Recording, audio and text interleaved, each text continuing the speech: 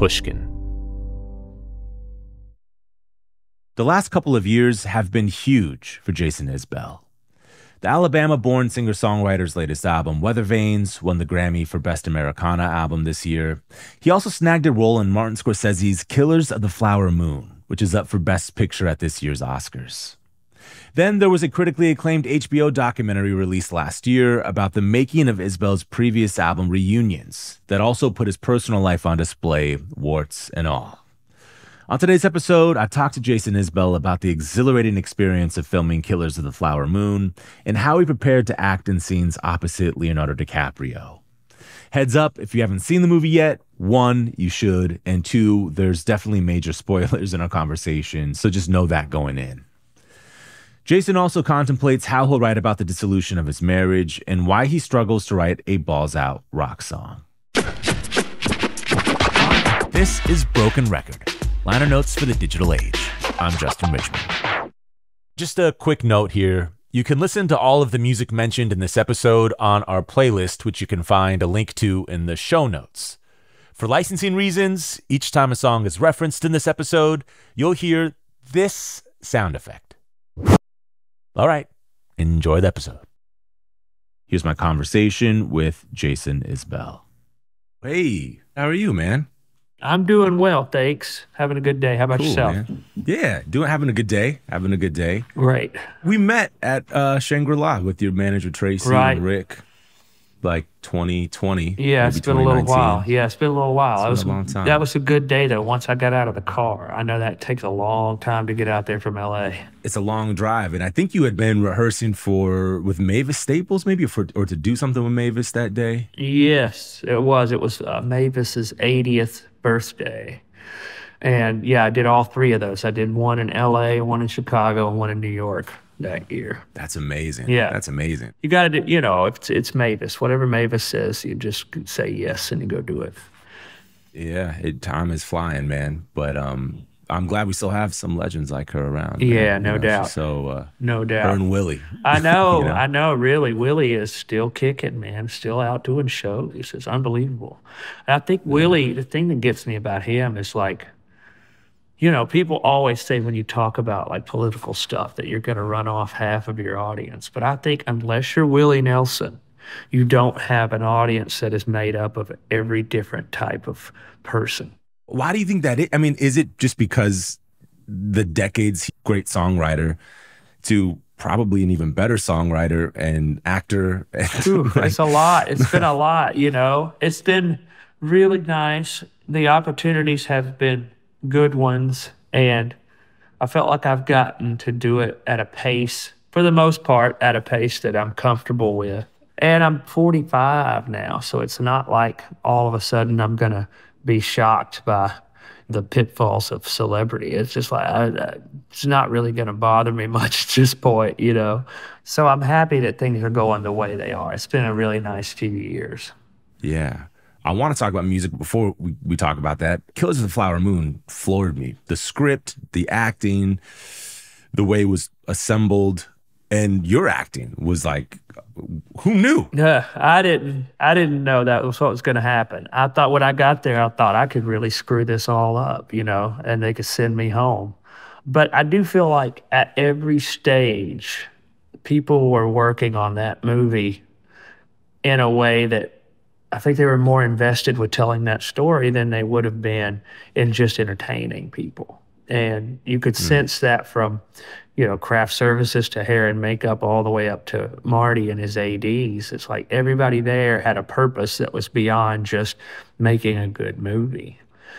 And that kind of atmosphere really helped me do something that I didn't know if I could do or not. And then the other actors on set were so gracious with their time.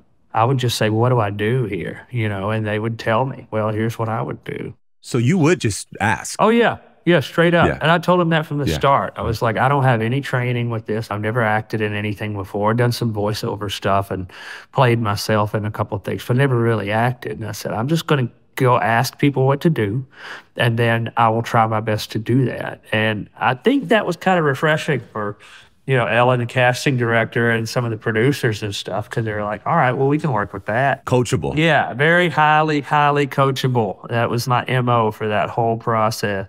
But the four women who are playing the Osage sisters were extremely helpful to me because they would come up and say, who do we know in this room? What did we do this morning before this scene started? How was our night last night? And just kind of things that would get me in the headspace of character rather than think about the details of, oh my God, did I do my bow tie right? That was super helpful. And there was a high standard of expectation, I think, but at the same time, everybody understood that I was not a professional actor, and they sort of helped me get to the point where I felt comfortable. Your role quite literally changed from the one that you were offered to the one that you wound up playing, which was Bill Smith. Yeah. So what point did you realize you were going to have a scene basically going head to head with Leonardo DiCaprio? Well, I had to read that scene as part of my audition because at first, I had been offered some like smaller cameo roles, and I just went back and studied as hard as I could, got as much information on the story and from David's book, the source material, and then went back and watched all of his like Library of Congress readings and Q&As and found all the public record documentation on everybody after the end of the movie that they were telling, And then finally I'm just on this laptop in my room and there's Leo and Marty. On Zoom? On Zoom, yeah, because it was the height of the pandemic and I'm just there. And I kind of slicked my hair back and put on a brown shirt that looked like it could have existed 100 years ago. I think it was Visvim was what I was wearing because it was the closest I had to a 100-year-old Oklahoma shirt, and just wound up doing that like at home on my, what was it, 42nd birthday, I think. And wow. Yeah, so I was terrified. But I was also determined, I didn't want to get that close to it and then not get it, Yeah. Having a Zoom audition it's you and Martin Scorsese and DiCaprio. I mean, that's heady. Yeah, it was a lot, man. It was a lot. Does he walk you through it? Not really. You just start reading. That was that. And I thought to myself, I need to just do things and not be anything. And that was what helped me more once I got on the set. Somehow through the process of trying to figure out what to do, I landed on the idea that self-awareness was the enemy. And if you spend any time or any energy thinking, does this look right? What do I look like? What do I sound like? Then that's going to take you out of the moment. So I was there thinking, don't focus on anything except the conversation that you're having with Ernest, not with Leo. It doesn't matter that it's Leo. It's Ernest right now, and you're not Jason, you're Bill, and that's what's happening. And so that's what I did. I just tried to do that. I think the accent helped me a whole lot. I think the fact that, I had sort of adopted certain mannerisms of people that I grew up around in Alabama. In my mind, Bill was kind of like a building contractor, somebody who wanted to look like a big deal, but necessarily wasn't, the most confident person on the inside. Yeah. And I just played it like that. I just thought, I'm this guy that my dad didn't like when I was 8 years old because he was, wearing a fur coat at the football field. I'm that, I'm a peacock. Yeah, Bill wasn't quite trying to fit in with what was going on around him, anything going on around him. No. Ultimately, in the best way. I mean, in terms of, clearly he had the moral high ground. Probably, but we don't know, we don't know because I think that's another point that the movie makes is that, you're given the evidence that, Ernest and Hale, these people are bad people doing bad things. But with some of the tertiary characters, especially like Bill, you don't ever really know, if he's there purely out of good motivations or if he's there to do the same thing that they're doing. And I sort of started seeing this as a real gift because uncertain is a lot more interesting to me, as an entertainer, performer, artist, whatever. I like to to figure out what I'm talking about as I'm going, when I'm writing a Yeah. song or anything or playing a solo or whatever. So with Bill, I kind of thought to myself, well, the audience is not going to know exactly if my motivations are pure or not. So I don't have to know that either. If I Yeah. deliver a shadowy character to them, then that's what they're going to take from it. And at the end of the movie, I had so many people that watched the movie saying, was Bill a good guy or a bad guy? Did he murder his first wife and marry her sister, or did bad things just happen to him? And I don't know. I didn't even consider that as a possibility that he Yeah. murdered the first wife. Yeah, I saw the same movie you did. Maybe, maybe not. Yeah. But wasting illness, that didn't hold up for very long. You don't hear people dying Yeah. of wasting illness now. So it's kind of like, No. if I had to bet money on it, I would say that, yeah, Bill probably did kill his first wife and then marry her sister to keep those same land rights in his name. Wow. And that's probably why his character and Ernest were so at odds. It was in my mind, the way I was playing it was because we're both con men. We're just not working together. And nobody hates more than that dynamic. Yes. What was it like to play the scene where you're dying? That was tough. I tried to get out of having to go full on.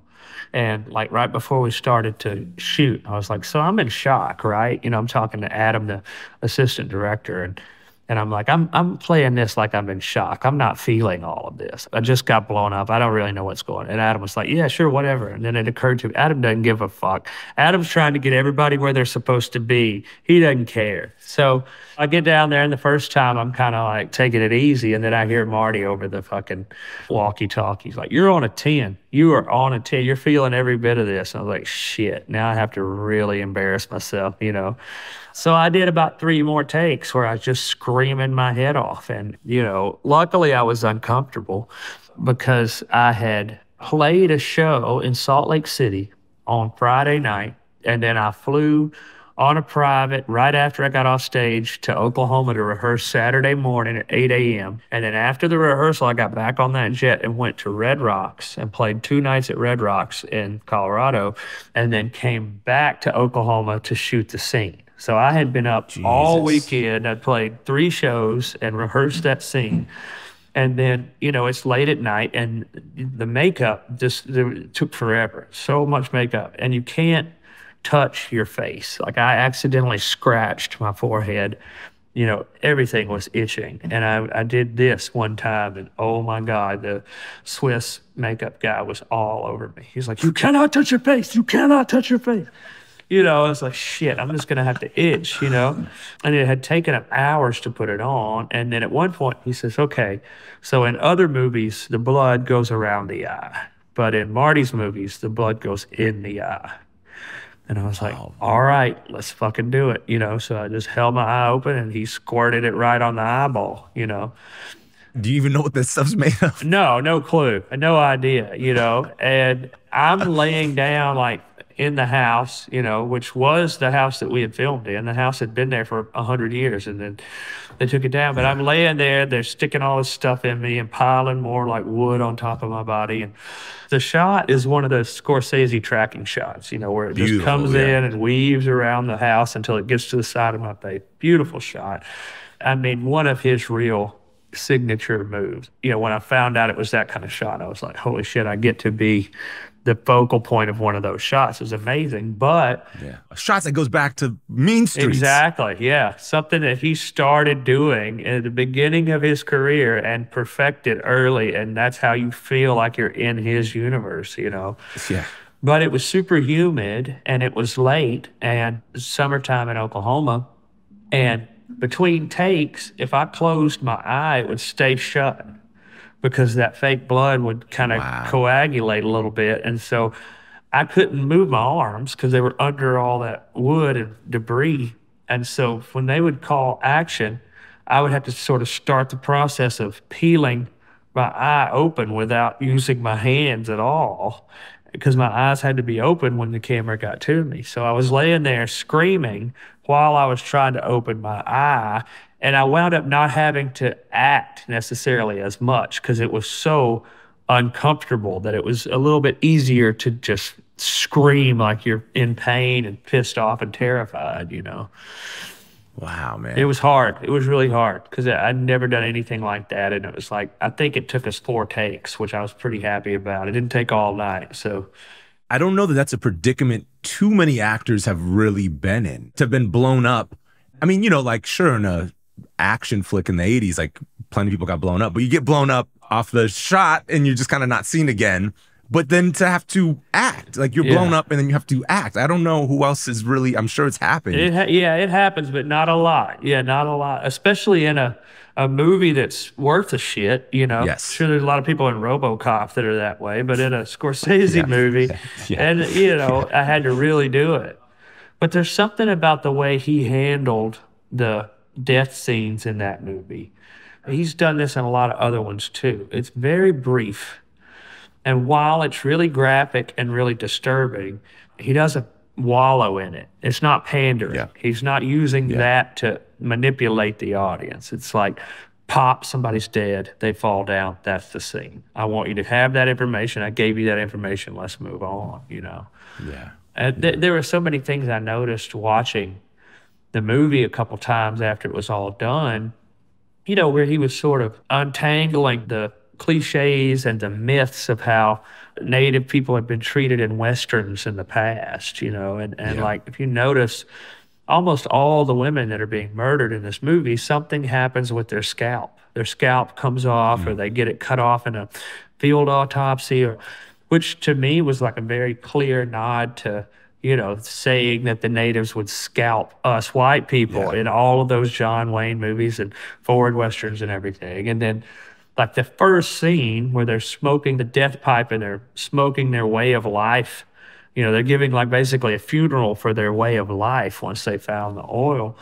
That's also kind of a reversal of the whole like idea of the peace pipe and what you would normally expect a native burial ceremony to be like. It's like they're burying their era and their way of existing. There's so many of those beautiful things where I'm like, oh, I see what he's doing. He's just reversing the script and showing you a little bit more of what it was really like. We're going to take a quick break and then come back with more of my conversation with Jason Isbell. We're back with more from Jason Isbell. To your point about the reversals that he was sort of including in the movie, there were people who were pretty upset about it. And I guess shouldn't be surprising, but I mean, given the level of art that was displayed, I don't know how you can take umbrage with his storytelling or what he was trying to do, even in terms of subverting the history of cinema. Right. I can see it if you're triggered, if you have like generational trauma and watching these things happen to indigenous people is triggering to you. That makes total sense to me. Yeah.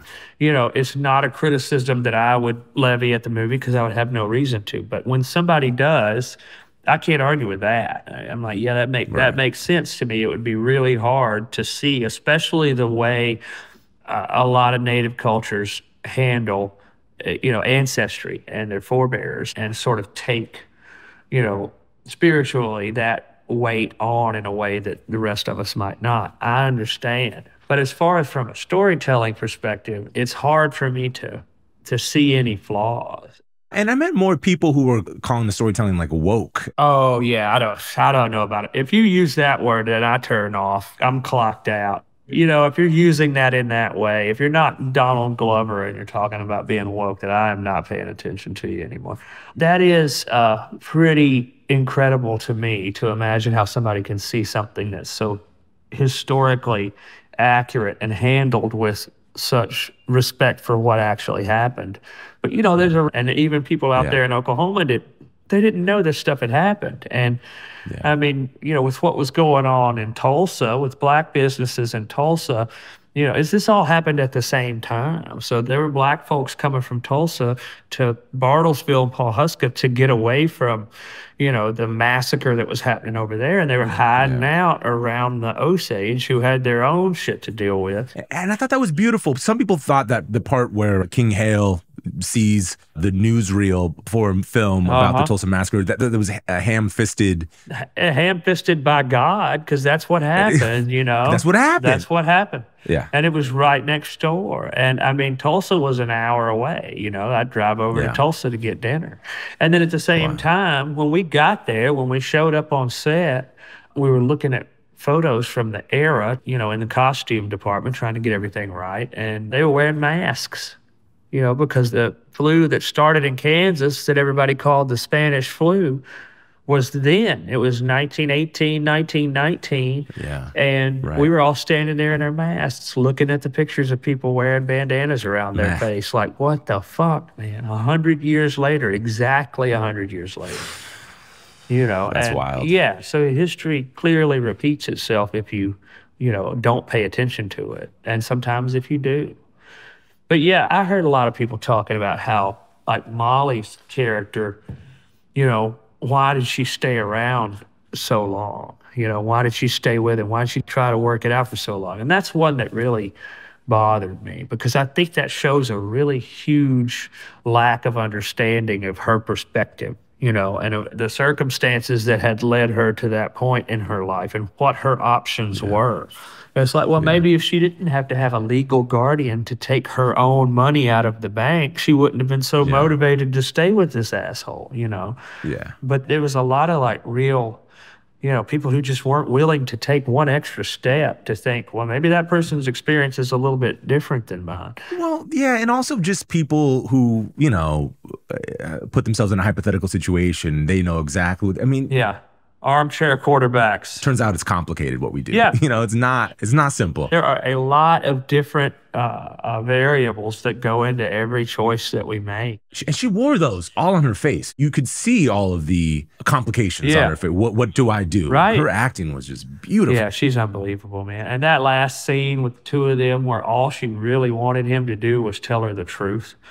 And he couldn't, even after all that, he couldn't, you know, she's basically just saying, do you love me more than your fear, you know? And he couldn't do it, and that was that. And yeah, Lily is really like nobody I've ever known. I mean, we stay in touch, you know, and I saw her when I played in Oklahoma a few weeks ago, and it's nuts because, you know, there have been some people, like Chris Stapleton opened for us right before his thing just went nuts, and, you know, Casey Musgraves and Sturgill. There have been people that I've been around who are on a real pretty steep upward trajectory, but I've never seen it like with Lily right now, because, you know, she's just taken over the world all of a sudden.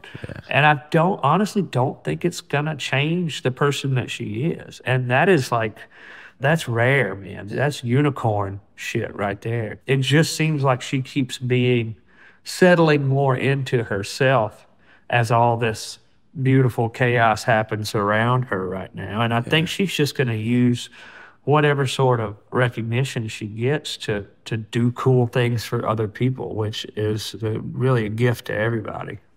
Well, it's great. I mean, it seems like she's not that I can be a judge of this, I don't act, but she seems like she's an actor in the mold of a real actor, like a De Niro or DiCaprio or Pacino, or the people who, it's a craft. It's not, I'm not in to be famous. I'm not in to be a movie star or celebrity. Right. It's like, so what I do, and it's just going to get better and better. And yeah, it's serious. And the work itself is the reward, you know? And like, that was something that surprised me about Leo, because, I mean, dude is very, very famous, and he has been since he was a little kid. And that man works hard. He was out there all day, every day, first call, you know, usually last to leave. You know, it's 95 degrees and we're all in tweed suits, and he's out there all day. And if he gets half an hour, he runs back to his trailer and takes a nap and comes back out there and gets back to work. Because I was very impressed. You know, it can't be the money that's motivating him at this point, because you don't have enough time left to count it, you know? Yeah, that's right. Well, I could talk to you about this film forever because it's so good, but we should talk about music, and maybe we can listen to something real quick before, before we make a switch. Where the fuck did this come from, man? This is Kevin Kinney. We did this tribute to Kevin Kinney, the songwriter, one of my favorite people on earth. But the thing that Kevin does that I love so much is, like, he had a band Driving and Crying in the 80s and the 90s, and they still tour, they still do stuff. But he's a folk songwriter and he writes folk songs, but this band would play big old boneheaded rock riffs. And it was a combination that's so hard to pull off, but Kevin has pulled it off so well for so long. They had a pretty big hit with Straight to Hell that was on college radio. I'm Going Straight to Hell. That was their big one. But so many good songs where it's like, you know, the riff sounds like AC/DC, but then what he's singing over the top is like Woody Guthrie. It's amazing. And when I first started touring solo, I was still with the Drive-By Truckers. Some of the first solo shows that I did were with Kevin. I was opening for it. He would go to the Goodwill and buy a lamp, and that would be his stage show. He would put the Goodwill lamp on stage and turn it on. That would be his light show, you know. And then after a few shows, after the end of the tour, he gave me the lamp. I was so honored. It's a horribly ugly lamp. Like, I've never been with a woman that would allow it in the house. So there's a lamp in storage that I got from Kevin Kinney. But that was sort of a rite of passage for Southern folk songwriters, was if you got a lamp from Kevin Kinney, you know. That's amazing. You sound incredible on that. Yeah, thank you. I love singing rock songs. It's hard to write a rock song. For me, I know for some people it works differently, but I do better with like these introspective, quiet, sad sort of jams. And then when it's time to write like a balls out rock song, it's just too many options, you know. I overthink it. So when I get a chance to sing one, I really enjoy it. Is it too many options in terms of the guitar playing or the songwriting? Lyrics, I think. That's what's hard for me. Because I'm not going to write a song where I'm like, what's the Thin Lizzy line in Jailbreak where it says, hey, you good-looking female, come here? Like, I can't write that down on a piece of paper and not mark it out, you know? Like, I'd be like, man, no, I can't let that slide. But I can't think of anything that would be more perfect from Phil Lynott than that, you know? Yeah. It's a craft, you know? It's really tough. And, of course, Bon Scott and Brian Johnson, you know, they were really good at that kind of thing. A song like Big Balls. Yeah, you know, it's like, what so the fuck? dumb. But I would not want it to be different at all. And I never get tired of it. It never gets boring. Thunderstruck, for Christ's sakes. Like, who's going to write that down as a songwriter and say, this is my song today? But if it had been different, it would have sucked, you know? So, yeah, that's a tough call to write a rock and roll song. It's really hard. Do you have riffs stored away somewhere? Oh, that yeah. are like from failed rock and roll songs? Yeah, tons. I haven't accepted that they're failed yet. One day, you know, it'll be when I'm 80, I'll put out the bonehead AC/DC sounding record. Wait, but why can't you do like the Kevin Kinney thing of like just put like, you know, the lyrics you would normally write over the bombastic? I do sometimes. I do 2 or 3 songs on a record. I do that. But that's tough because, you know, at a certain point, it becomes lipstick on a pig. You know, at a certain point, you're like, this doesn't sound right. The music is not going with the words that I'm hearing. And then you've made a production mistake, you know. Like if I was singing the lyrics to Elephant, you know, over the music to You Shook Me All Night Long, like people would be pissed. People would be like, man, this is terrible. You didn't take this seriously at all, you know. So you got to be careful. It's got to be congruous in some way, you know. It's got to feel like one piece of work. So to do it right, you got to just walk that line where the lyric just barely scoots into dumb enough and the riff just barely scoots into smart enough to where they kind of line up. But if you get too smart with the riff, then you're making prog rock. And if you get too dumb with the lyric, then you're just writing an AC/DC song. So you've got to like really skirt that line. That's a great point. You don't want to venture into prog rock. Unless that's what you make. Yeah. If you're good at that. But if you dip your toe in prog rock, that's going to be really bad because they take that shit real seriously, you know. Super serious. Yeah. Tell me about Strawberry Woman, man. That line, this young man crying in a cowboy hat, he's got square boots, so he ain't for real. Yeah. Yeah, well, you know, there's a lot of argument over which sort of cowboy boots you should wear. My little brother wears square-toed boots, and I bought him a pair of pointier toe boots for Christmas, so I'm hoping to move him over into that. But that's also kind of an inside joke about playing the pedal steel guitar, because if you'll notice, the pedals are so small and they're so close together that if you don't wear the right kind of shoes, you'll accidentally hit more than one pedal at a time. So this is why the pedal steel is a true cowboy instrument, because cowboy boots are what you wear in order to be able to hit just one pedal at a time. Fascinating. So that's why the next line wouldn't last 5 minutes on a pedal steel. Right, because he'd start hitting the I wrong. thought they were disconnected. It seems like it. But if you're a musician, you go, oh, I see what he means, you know, because a lot of steel players, if they don't wear cowboy boots, they'll play in their socks, you know, because you just got to be able to hit a very narrow pedal there and not hit the ones next to it. But also, like, I like this image of, you know, the naivete of having your heart broken. And a cowboy, like a real cowboy, is a very specific type of naive. Like they have chosen to spend their time around animals rather than around people. So they don't learn these worldly things. And then by the time they're old, they become wise before they become worldly, you know, which is a really interesting combination. They make for very stubborn, very interesting old men. But when they're kids and they're still, you know, in the shape that you have to be to break horses and things like that, they're basically frozen as 12 or 13-year-olds for a good long while because they just don't spend time around human people. They become wise before they become worldly. Yeah, so their wisdom comes from nature. It comes from work, and it comes from, like, finding things out on their own. They don't get a whole lot of advice, cowboys. They find things out the hard way. Yeah.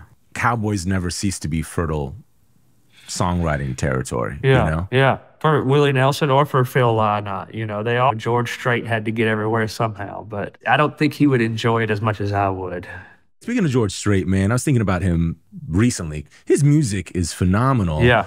But he feels like, I don't know, like I guess he feels now, oddly, like a part of the fabric of country now, more than like an artist. He's like, he really is like an elder of the music. I don't mean to put it No, I know what you mean that way or in an insulting way, you know? He's a legend.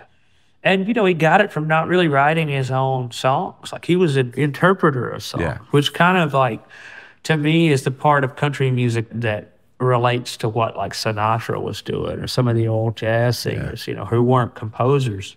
And I think that there can be an art in writing songs. There can be art in delivering songs, interpreting songs as well, you know. And I think you don't have to be a songwriter to be an artist. But if you call yourself a songwriter, or if you're not a great singer, then, you know, you're going to have to write some of your own songs or step things up a little bit. But George Strait had such a wonderful quality to his voice and delivery of those songs. You know, sometimes it's not something you can learn. Sometimes it's just about where your voice sits and the resonance of your voice, especially in country music or, you know, show tunes. I mean, it's like Sinatra would just go in and start singing. You know, you better have the tape rolling because you might get one take, because he knew that what people wanted was the quality of his voice. And I think it was that way with George Strait. Now you get to somebody like George Jones, and then that's a whole different thing because, you know, George Jones had that sort of country quality to his voice, but he could control it in a way that was just unbelievable. Every once in a while on Instagram or TikTok or something, a clip will come up of him just sitting around drinking a beer and singing a song.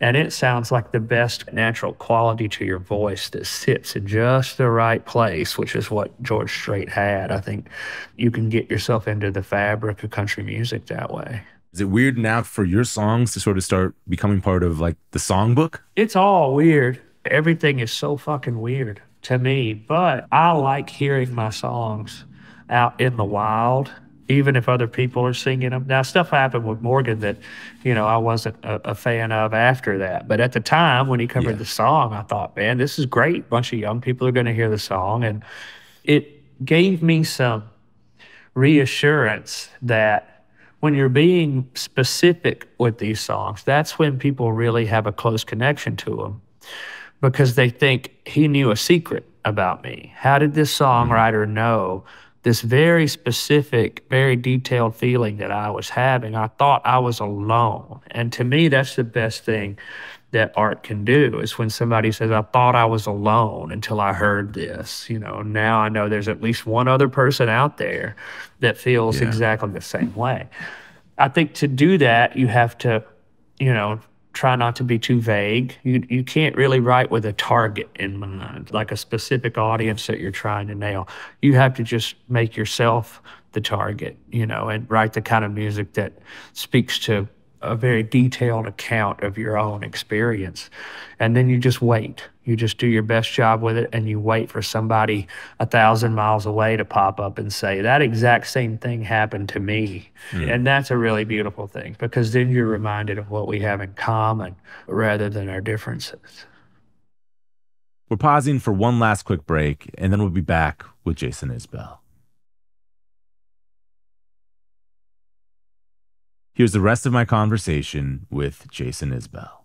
Your ability to not only to write so personally, but I don't know, it seems like you have a commitment to living your life openly and honestly, like similar to the way like Howard Stern, let's say, like seems to have no qualms putting any of his follies on display for the world. It seems like you have had no qualms doing that. And it's helpful, for one, I think, to other people, because just like a song that's so personal to you can be heard by somebody else and they can sense that they're not alone, feel that they're not alone, feel seen, feel heard by something that relates only to you, but now is not only personal. But it's like being a married person myself that went through the pandemic, watching your HBO film was like, Jesus fucking Christ. Like, we weren't the only ones. Right. And that was tough, man. That was tough. And there are qualms because I sit back and think, why do I have to do this shit again? Why I got to tell everybody what's going on once again?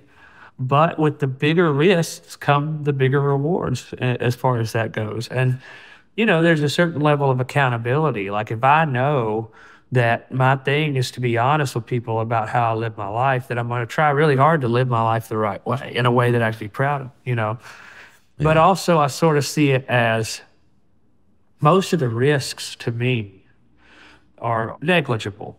I'm a person from a protected class and I have been blessed with the encouragement and the gifts that I need to climb out of Trailer Park, Alabama and get to a place where I'm really comfortable. And in that way, I kind of feel like I'm one of the people with the armor on. You know what I'm saying? And those people should go to the front of the line because they have the armor on. So if I can say something that somebody else would be afraid to say, and then they can resonate with that, they're going to get more out of it because it's not necessarily possible for them to say, hey, hands up, here's what's going wrong with my life, or here are the mistakes that I've made, or here are the things that have been difficult for me.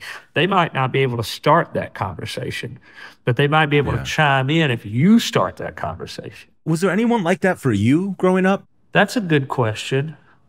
I felt like my grandfather was pretty good about being open and honest with everybody. And when I was a kid, he was a Pentecostal preacher in Alabama, and he didn't know how to write until he started preaching. My grandmother taught him how to write so he could write down his sermons and give them in church. And, he'd grown up sharecropper and basically got to the point where, he could go to the grocery store and get what he wanted. And so the worst thing you could do would be send him to the grocery store because he would come back with all kinds of like old fashioned candy, So when I was a kid, I was like, I want to go to the grocery store with him, because it's all the stuff that he never had when he was a kid, couldn't afford when he was a kid. But he was a very honest person. And I noticed that like when there was a deal, when he was buying a car or trading a guitar or trading a horse or an animal or something, he usually got beat. Almost all the time, he would get beat in those deals. And at one point, I thought, man, this sucks. My granddad always gets beat in these things. But then after a while, I thought, you know what? That actually is what you want to be. You want to be the guy that is honest. Because when he would go in, he would say, well, this horse has had too much sweet feed and it's foundered, so it's not worth much. But somebody else he was trading with would, doctor things up and make it look really, And by the end of his life, I sort of figured out he didn't have any regrets, really. And I thought that's because he'd been honest. You don't look back on your deathbed and say, I wish I'd gotten more for that truck. But you might look back and say, I feel bad for cheating so many people out of something. Yeah, because you don't know what you're cheating the other person out of. Yeah, you don't know how they came by their money. You don't know how they got that horse. Yeah. You don't know. And you're not interested in it because you're just trying to get yours. And I was lucky enough to grow up around people who took that stuff seriously and realized that what might seem like a loss at the time, it was a win in the long run by being more honest. Yeah, that's interesting, man. At what point did you realize that that was actually an asset of your grandfather's? In my late teens, probably, when he was getting on in years and didn't have a whole lot of time left, I thought. Because I did that with all my grandparents, really, when they were close to the end of their life. I just kind of found myself, not on purpose, but just sort of looking back and thinking, well, how would I feel if I was in that spot? Would I have enemies or regrets or people that I wanted to settle up with or apologize to?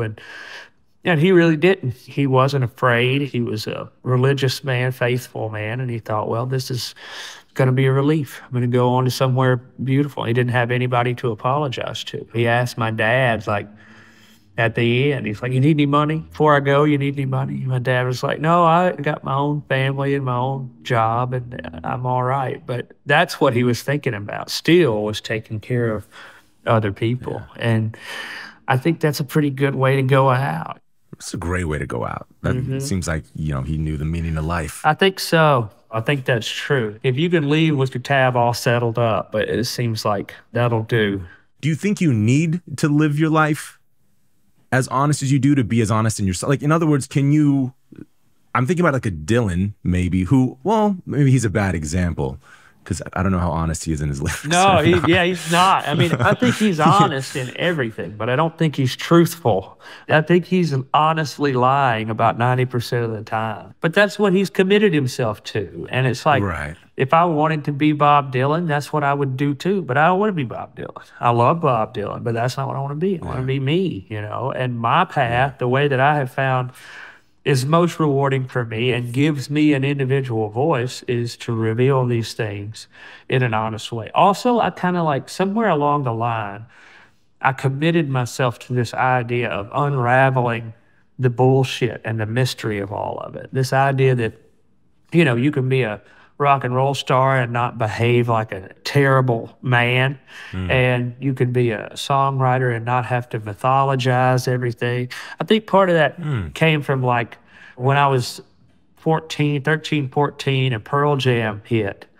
And I thought, man, these dudes are dressed like me. They look like me and they're not trying to dress it up. They just walk on stage and they play these songs and it's amazing. It's just as entertaining as David Bowie to me at the time. Not that there's more value in one way or the other, but it just made more sense for me as a person to just continue being who I was and then just take that on stage and keep doing it. Yeah. You announced you're separating also from Amanda. How are you going to navigate that publicly in your songwriting life? I don't know. What do you think I should do? I don't know. Help. What do I do? Yeah, I think I'm just going to try to be honest in all the ways that I legally can. I mean, there's certain things that we've agreed not to talk about, but I think I can still manage to tell people who I am and what the truth is from my perspective. It's one of those things where not everything that ends was a failure. I think we did a lot of really beautiful things together, and I have really fond memories of all of that. And I don't regret any of it, even the hard stuff. It's like when I got into recovery, I wound up after a few years looking back and thinking, I don't regret even the worst parts of that because it all kind of goes into making me who I am. And the time will come when the wounds aren't still fresh. The time will come when I'm able to take all this and put it into my work in a way that is honest and true but makes sense for me. I'm going to be patient. And in the meantime, I got plenty of other shit to write about. Yeah. That's one thing I think a lot of songwriters miss is like the inspiration. You don't need it, man. You don't need it. It's everywhere. If you can't just look out your window and find 20 things to write a song about, then, you're not a real serious songwriter yet because it's all over the place. Meaning you don't need to write about the thing that feels necessarily most pressing in your life. Exactly. Yeah, exactly. You might not be ready for that right now. You might need to get there through other means, work yourself up to it. Yeah. There might be steps. And then somewhere along the way, you could discover the beauty of allegory. I'm sure I have been writing about the things that are going on right now in my life for quite a while. I'm currently writing about those things. But on the page, it might look like I'm writing about a butterfly or a car accident. That's the Yeah. beauty of allegory. You don't have to know what you're talking about all the time. You know, you don't have to know what the overarching idea. Your brain will work on that level. If you just focus on details and rhyme and making something beautiful happen, eventually by the end of it, very often I look down and go, oh, I just wrote a song about my marriage, or I just wrote a song about my child. This whole time I thought I was writing about football or something, you know? Yeah. Yeah. Fascinating. I forgot to ask, you wrote Weather Vanes on set of Killers of the Flower Moon, right? Yeah, almost all of it. Yeah, a good chunk of that record I wrote on the set.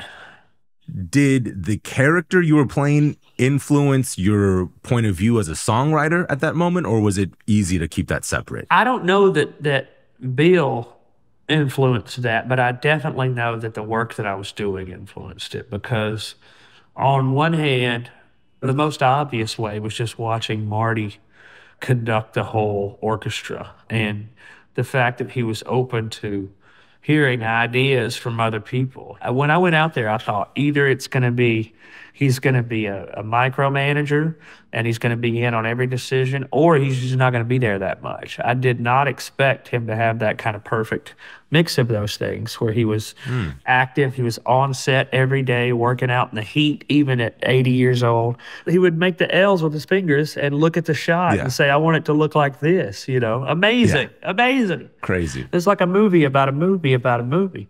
But, you know, there was one night where it was just me in the scene. And so it was Marty and then the AD and all the crew. And I had the pistols. When they throw the dog on my front step, the dead dog, right before I get blown up and I walk out, it's part of that montage.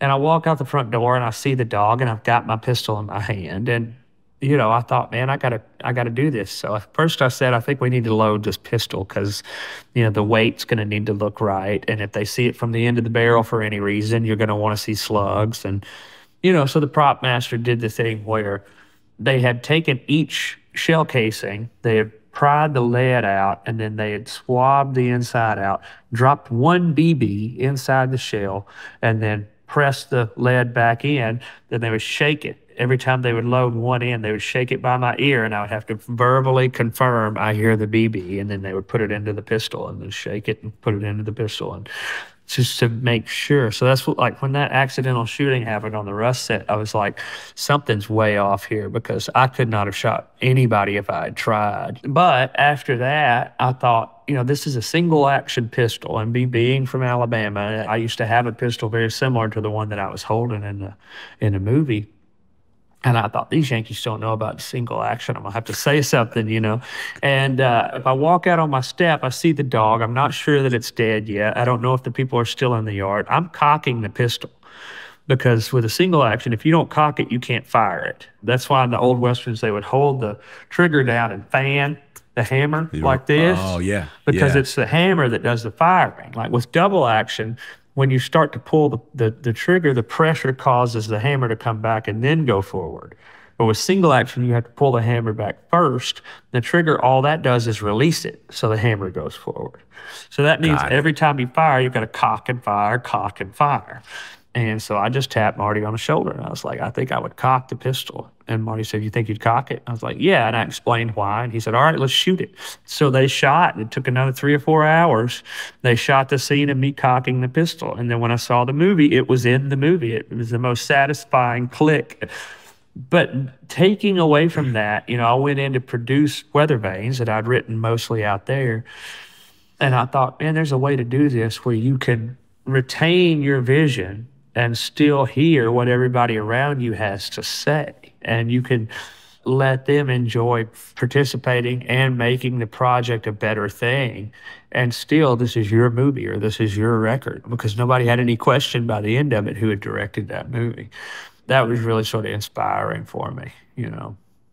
That's an incredible thing, yeah, because making music can be such a singular, you know, Lonely, lonely, solitary thing, and making a film by necessity involves so many more people beyond the director That's or right. the writer or the auteur, Yeah. you know, or there the were actor. hundreds Yeah. of people on that set. But, you know, he was listening to people and it made for a better movie and it was still Marty's movie. So that was a good thing to see.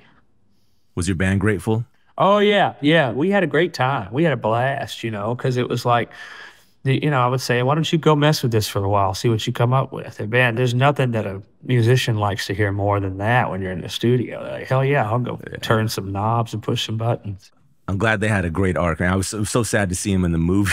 Yeah. I wanted to be on tour with reunions and just mowing the lawn. Like, damn, I want to get out there. I know, I don't man. know. They've had fulfilling studio time, and they can get out there with you now. Knock and, on wood, the quarantine is behind us. I hope so. Yeah, same. Yeah. Hey, man, well, thanks for taking the time to chat, man. It's like, I wish I could. Thank you. I want to do a damn documentary on that movie. It's so good. The documentary on it. Yeah. Well, thank you. Good to talk to you, Justin. I appreciate your time. Thanks to Jason Isbell for the chat. We'll be rooting for Killers of the Flower Moon at the Oscars. You can hear all of our favorite Isbell songs throughout his career on a playlist at brokenrecordpodcast.com. You can follow us on Twitter at Broken Record. Broken Record is produced and edited by Leah Rose with marketing help from Eric Sandler and Jordan McMillan. Our engineer is Ben Tolliday. Broken Record is a production of Pushkin Industries. And if you like this show, please remember to share, rate, and review us on your podcast app. Our theme music's by Kenny Beats. I'm Justin Richmond.